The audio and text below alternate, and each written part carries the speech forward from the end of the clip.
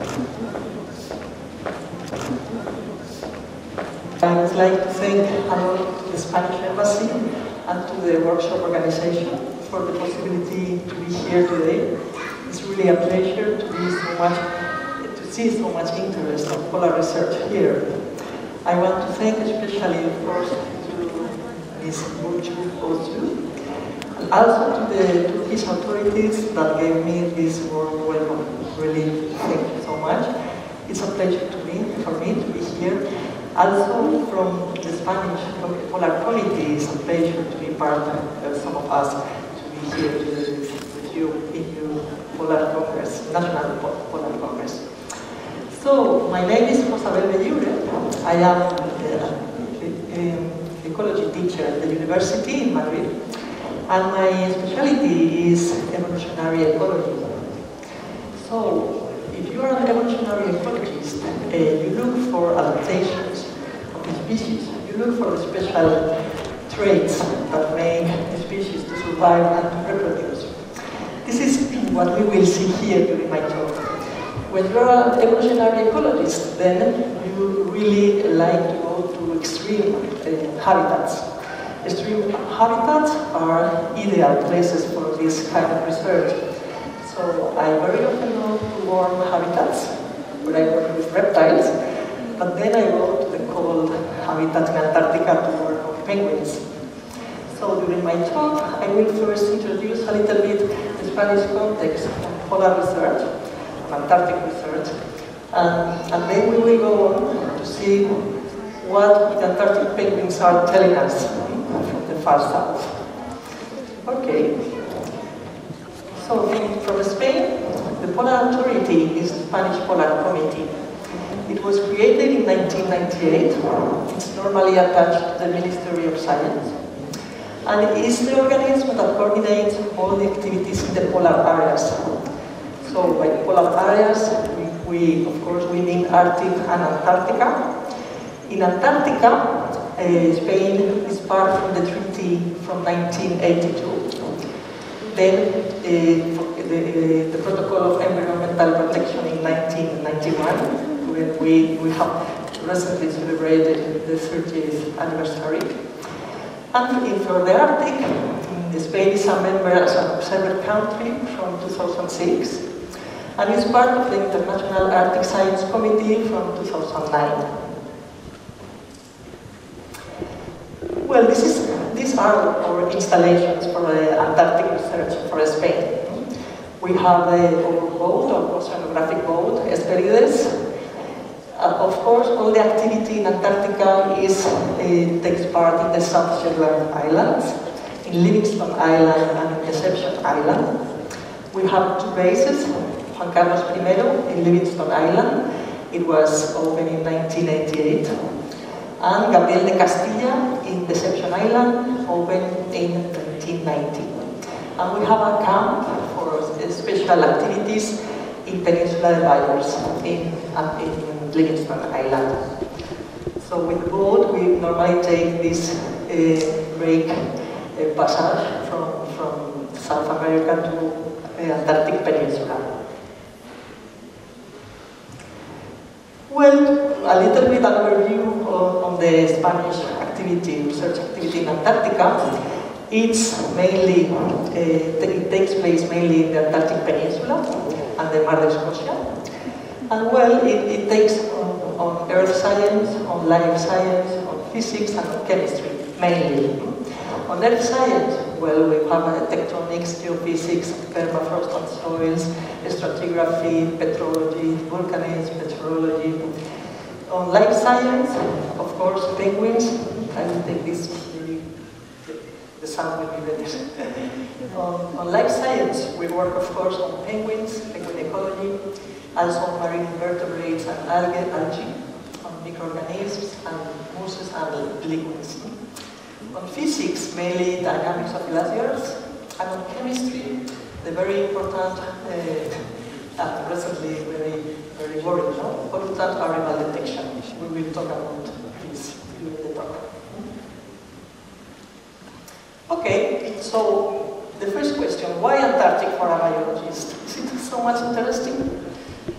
Well, I think there are at least 3 characteristics that makes that in Antarctica there is a very low terrestrial vertebrate richness. There are very little terrestrial species, vertebrate species in Antarctica. Why? This is interesting.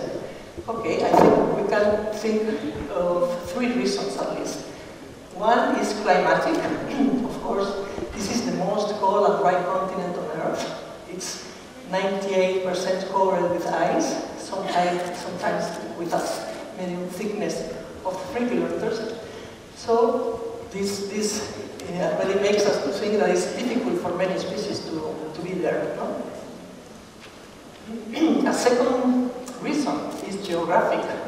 This is the most isolated continent, most far from other land masses, at least 900 kilometers of ocean. We can see some distances in the picture, no? 3,600 from Africa, 2,200 from Australia, and so from New Zealand. Just the shorter distances with South America. But so we can see that the possibility of species to arrive to Antarctica has been really difficult. And then we have this other vision, has to do with production, with productivity. This is the place with the lowest primary production. It's a place with only 2 flowering plants. We have these 2 only vascular plants, the Antarctic hairgrass and the Antarctic bellwurst. So this means that all the trophic chains, the food chains in Antarctica can't be complex, at least for terrestrial fauna, for terrestrial organisms. So all the food chain depends on the sea. Okay, so I think I have convinced you that Antarctica is interesting for biologists. But then, why penguins? Why to study penguins? Okay, we have also some different reasons that make them very interesting from a research point of view. First of all, if you are an evolutionary ecologist, they are the right species to look for adaptive traits. We can look how they survive, how they reproduce, what are the key factors that explain that they can do this with exit, with success. So we can ask for the factors that are important for their biological success, what we call fitness. Also, we can consider penguins like sentinels of the Antarctic environment because of their dependence on high ocean productivity and because of their high position in the trophic chain, because they use land and sea for their life, they have different sources then for changes. We can see them like sentinels of the Antarctic environment. And a third question, if they are so good sentinels, we can use them for conservation. We can use them like bioindicators of change. They are our allies for conservation. Okay, these are the Antarctic penguins. In the world there are 18 or 19 species of penguins, and in Antarctica we have 5. They are here in the picture. The chinstrap, the macaroni, the gentoo, the pearl, and the lake. We work mainly on chinstraps, but also some questions. For some questions we work on gentoo and on paneling penguins. So our main investigations, the main results I will explain here, are from our studies with the chinstrap penguin, Pygosthelys antarctica. We work in the colony of Vapor Coal in Deception Island. Deception Island is a volcanic island, that's why it has this special physiognomy. So the colony of penguins is in the outside part of the island, it's in the open sea, while our base, Gabriel de Castilla, is the red point situated in the inner bay, from Boston. Okay, so we are now more than 25 years studying these species in Deception Island. In fact, many of the results, scientific results on chinstrap come from our group. was initiated by Juan Moreno and now it continues with Andrés Barroso from the Natural History Museum in Spain. And I collaborate with them. This is how it looks, our colony. There are 15,000 pairs of chin straps. All these whitish spots are penguins. It's really like a city, not like Istanbul, but maybe can be the same. You are there, you feel like that. Okay, so this is our context for the questions I will explain. No? From evolutionary ecologists, from the adaptive traits that we want to look at, we have to take into account how the reproductive cycle of the chin strap is. No? Here I resume all the main things during the reproductive cycle. At the end of the winter, they arrive to land, adults arrive to land. First the males, later females. They have an appointment in the nest, but they did occupy it last year, the year before. So when they want to divorce, one of them has just not to go to the nest, and that will be a divorce.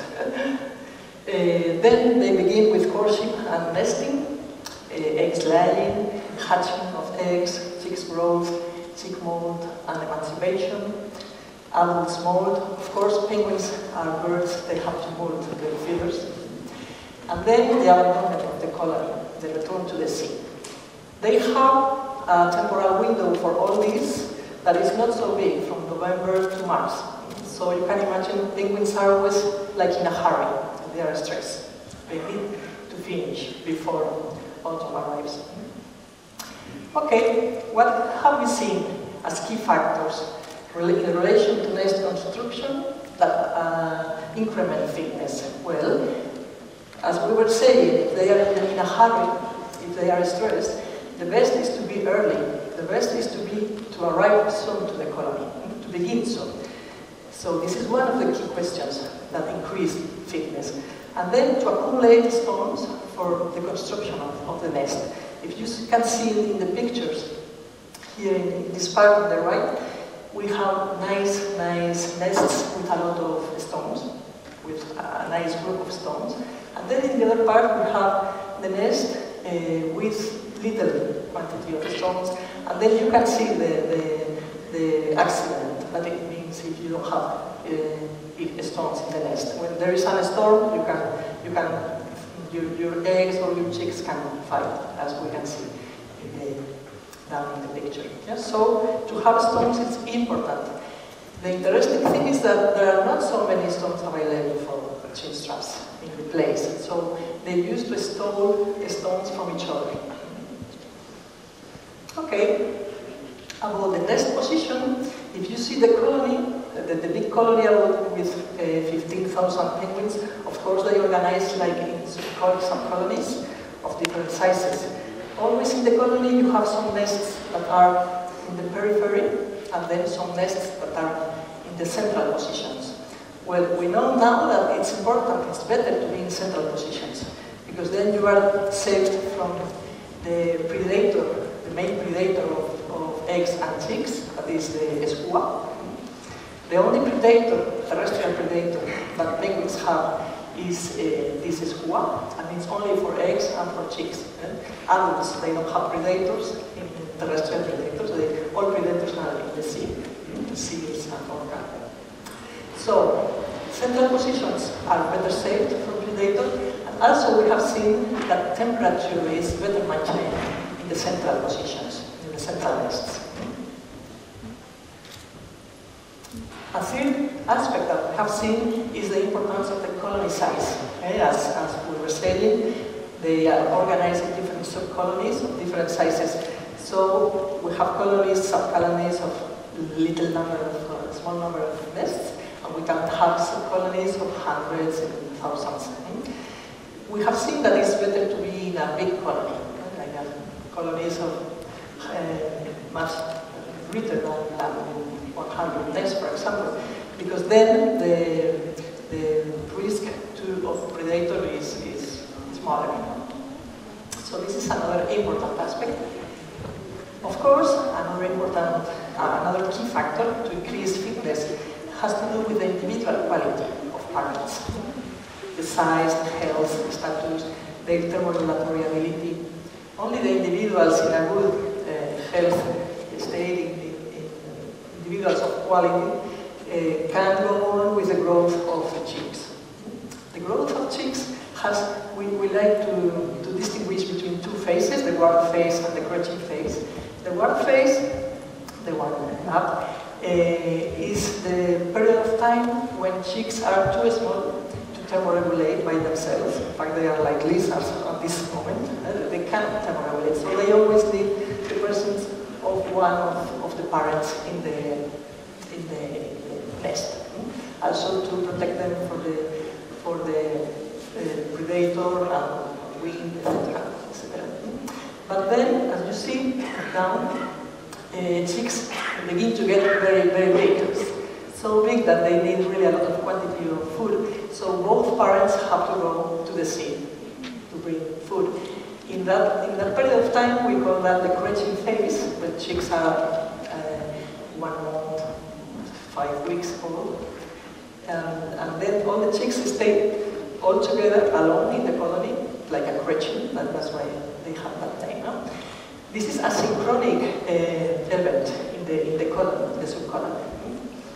Okay, so parents with better quality are able to arrive to these dates, to these important dates of crouching phase when they have still a lot of spring and summer to finish.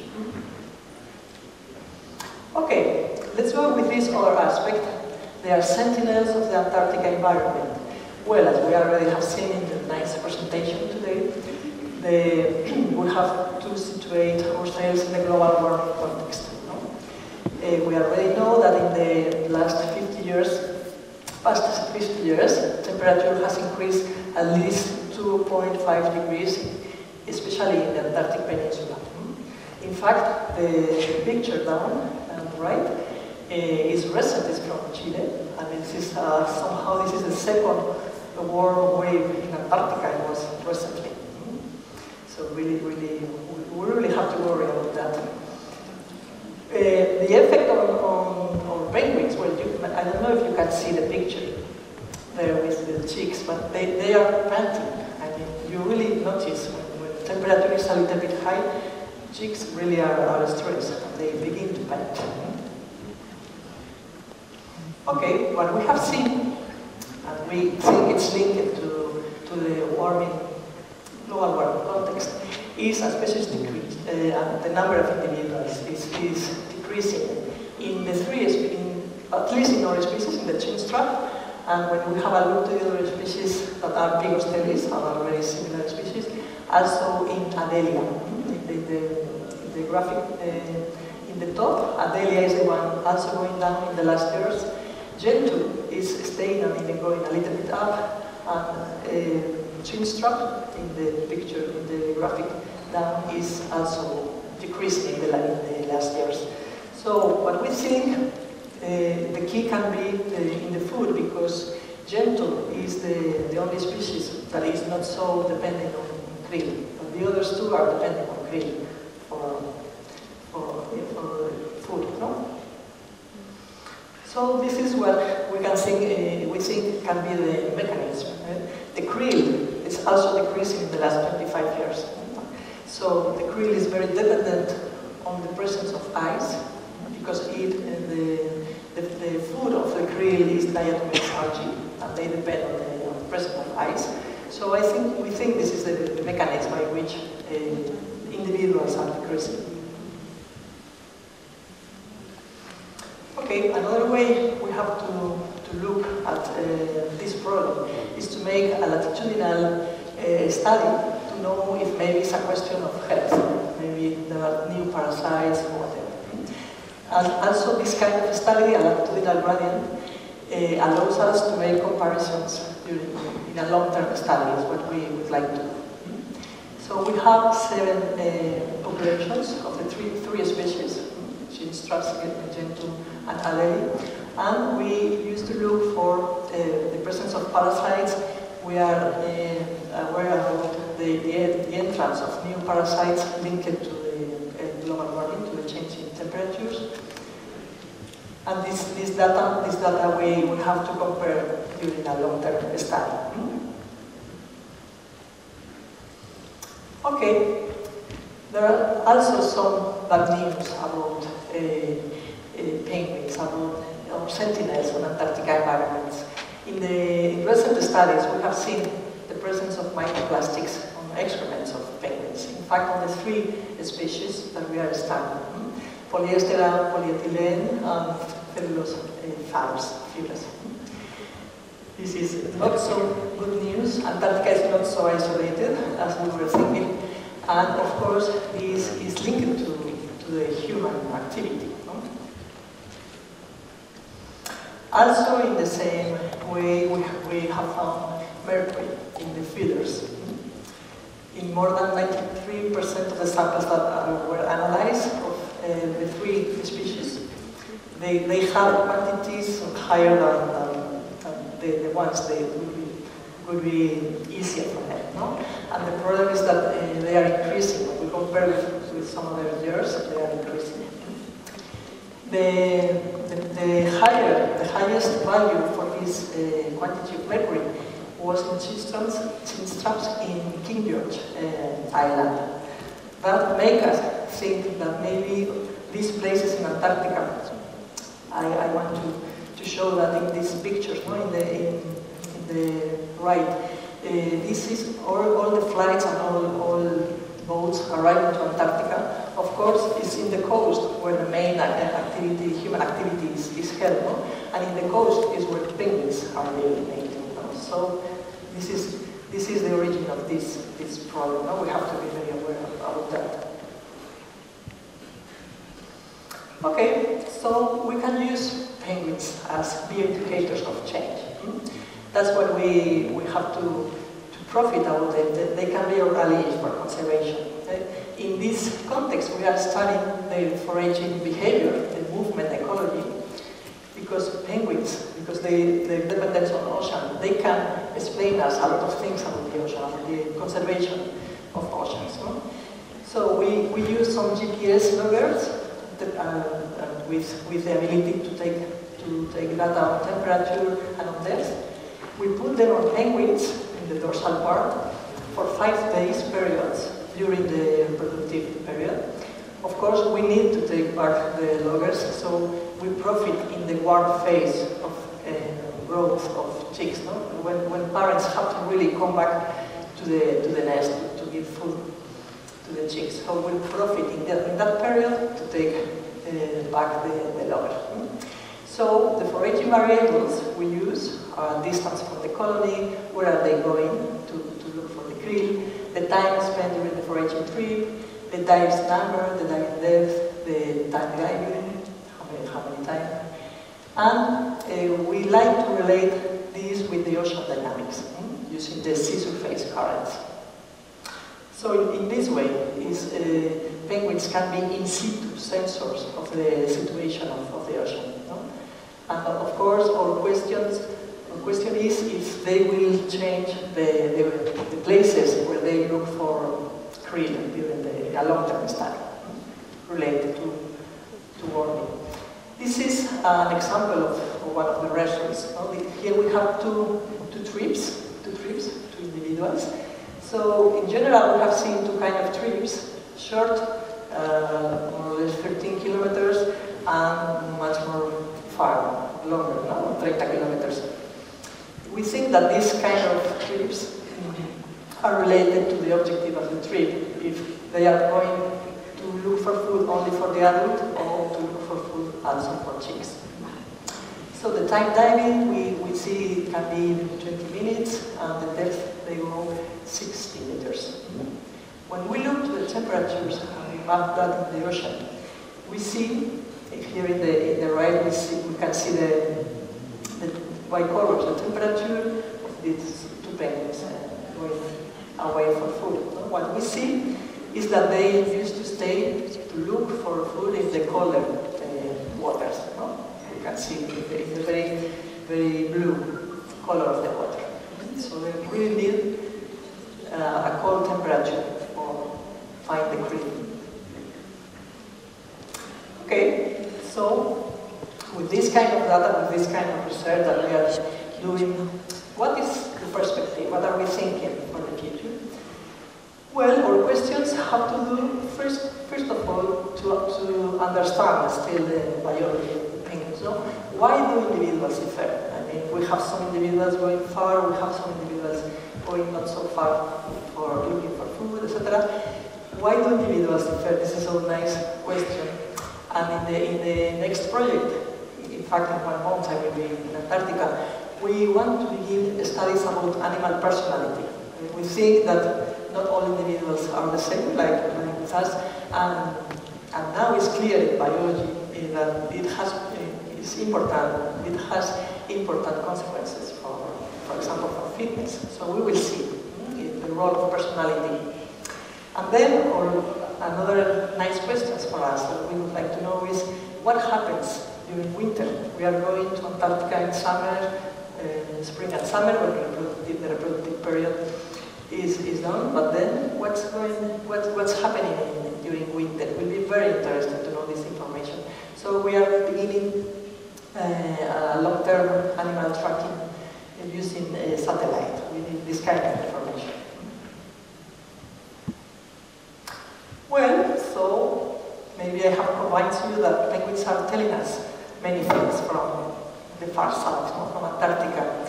They are saying us that we need a change of human attitude to mitigate our main threats. No? This absolutely they are telling us.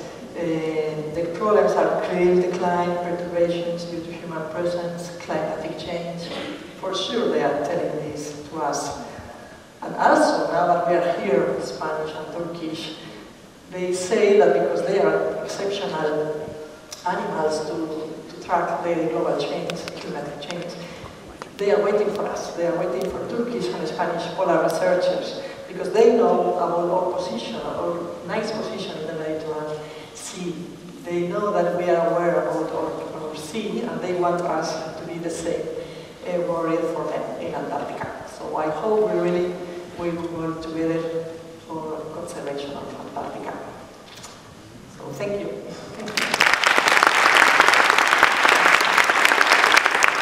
Como embajada estamos felices de haber tenido hoy a la doctora Josabel Bellure en este 5º Congreso de Ciencias Polares de Turquía y nos ha hablado de un tema muy interesante y muy relevante para la conservación del medio ambiente global, ¿no? Sí, ¿qué tal? Para mí ha sido un placer realmente estar aquí en el Congreso Nacional Turco Polar, porque por un lado veo que están muy preparados para llevar adelante hasta el final su objetivo de estar dentro del tratado y ser considerado un país que investiga en la Antártida, ¿no? Y bueno, ha sido un placer estar aquí en nombre del Comité Polar Español también, que son mis compañeros. De hecho, hemos tenido una de las conexiones con el doctor Antonio Quesada. Y bueno, hemos hecho un recorrido por la investigación polar en España, un breve recorrido. Yo me he extendido un poquito más en mi área de investigación, que es sobre la ecología de los pingüinos antárticos. Creo que bueno, hemos dejado claros los retos que tenemos todos los países que trabajamos en la Antártida. He querido dejar claro que como países mediterráneos con Turquía tenemos mucho que decir sobre la conservación, ya que cuidamos nuestro mar también, y he animado a que colaboremos juntos en investigaciones antárticas. Y para nosotros es una muy buena manera de comenzar la colaboración en ciencia polar con Turquía después de la firma del reciente memorando de entendimiento entre los programas polares de Turquía y de España. Esperamos que en el futuro haya muchas más ocasiones, tanto en Turquía como en España. Sí, la verdad es que se vislumbra un futuro de cooperación y de lograr muchas más cosas para la conservación global.